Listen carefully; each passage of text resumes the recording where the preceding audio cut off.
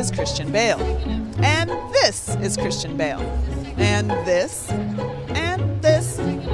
And, of course, this. For nearly as long as he's been an actor, Christian has been known for his physical transformations and his ferocious commitment to performance. In 2011, he won an Oscar for playing a boxer turned addict in David O. Russell's The Fighter. It's always going to be a different Christian Bale. I mean, I think even like overweight and with the comb over, he still is appealing and attractive, and it's quite the feat to pull off. He's a beast of an actor. He becomes a creature. He goes into what he calls a waking dream state, and that's fantastically inspiring to everybody on the movie. He's got 2 movies on deck this Oscar season: American Hustle, in which he plays a flamboyant 70s grifter, and the much less glam Out of the Furnace from the filmmaker Scott Cooper. We talked with Christian a little while ago in Los Angeles about his many different roles and hairdos. In American Hustle, you have a hell of a comb over. The real guy who my character is very loosely based upon, Mel, I met with him for a few days. When I first saw the picture of him, he was so not what I expected him to be. Right. I'm in and I'm out. I was there the whole time. You don't know it, all right?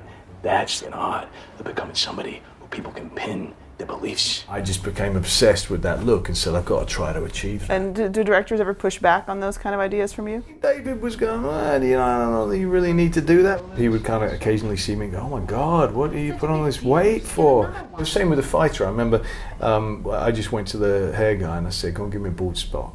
And he went, have the producers said anything? I went, if we ask them, they're never going to let it happen.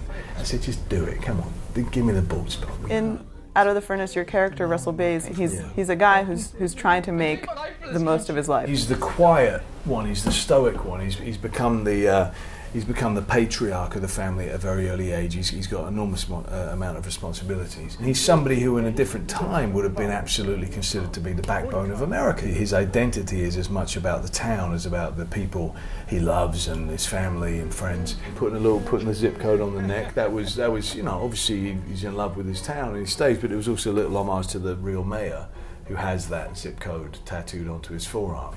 With a lot of parts, I've never particularly been asked to do transformations, but you just get it in your head and you just go, I need to. That's what I need to do. I don't know how to play that part without looking that way. I always talk with the director about it. It's just that they don't necessarily understand quite to what lengths I might be talking about.